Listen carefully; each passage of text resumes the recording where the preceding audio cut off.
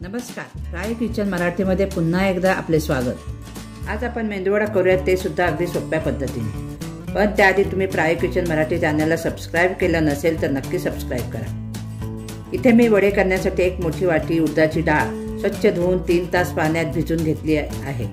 तुम्ही पाहू शकता आपली डाळ व्यवस्थित भिजली आहे। आता आपण भिजवलेली डाळ मिक्सरमध्ये फिरवून घेऊयात, पण त्याआधी डाळ भिजवलेलं पाणी ओतून द्यायचे आणि फक्त साधारण पाव वाटी पाणी डाळ बारीक करताना घालायचे।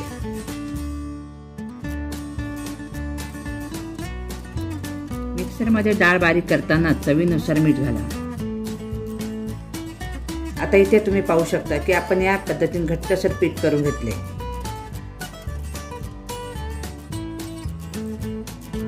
आता मेंदू वडा मेकरच्या सहाय्याने अशा योग्य पद्धतीने वडे बनवून घेऊया। त्यासाठी मेकरमध्ये मिक्सरमधून फिरवलेली ही डाळ भरून घेऊया। मेकरमधून वडे करताना नेहमी लक्षात ठेवा की मेकर हे नेहमी पिठाने काठोकाठ भरायचे। वडे तळण्यासाठी आपण साधारण 7 ते 8 मिनिटे बारीक आचेवर तेल तापवून घेतले। आता वडे तेलामध्ये सोडूयात। इथे एक गोष्ट लक्षात ठेवा की पहिला वडा आपोआप बाजूला सरकत नाही तोपर्यंत दुसरा वडा सोडायचा नाही।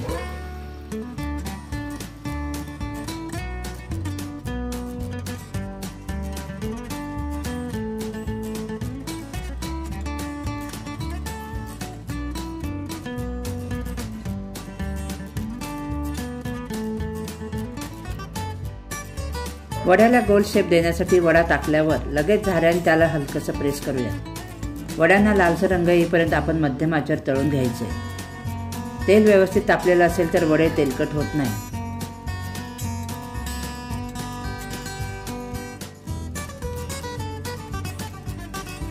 तेलात वडे आपण सारखे झाऱ्याने प्रेस करायचे, कारण जेणेकरून पूर्ण वड्याला तेल लागेल। त्यामुळे काय होईल, वडा आतमध्ये कच्चा राहणार नाही व व्यवस्थित तळला जाईल।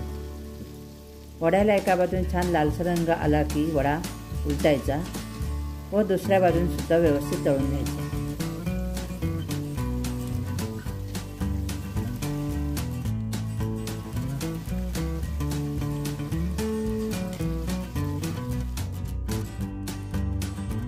आता तुम्ही बघू शकता की वड्यांना छान चॉकलेट रंग आला आहे।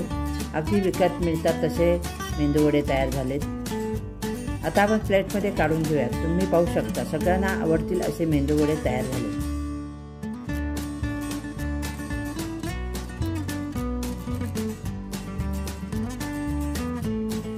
सांबार आणि चटणीसोबत मेंदू वडे सर्व करा। सांबार आणि चटणीची व्हिडिओ याआधी टाकली आहे, त्याचे सजेशन तुम्हाला वर आलेच असेल। तुम्ही सुद्धा मेंदू वडे नक्की करून बघा। तुम्हाला ही रेसिपी कशी वाटली ते कमेंट करून आवर्जून कळवा। अशीच नवीन रेसिपी घेऊन पुन्हा एकदा भेटूयात पुढच्या व्हिडिओमध्ये। तोपर्यंत जिभेचे तोसले पुरवतच राहा। धन्यवाद।